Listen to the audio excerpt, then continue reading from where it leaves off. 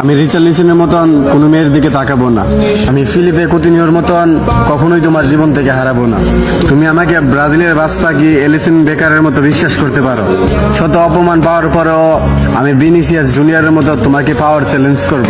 আমি মার্কিনিউসের মতো কখনোই তোমার স্বপ্ন ভেঙে দিব না।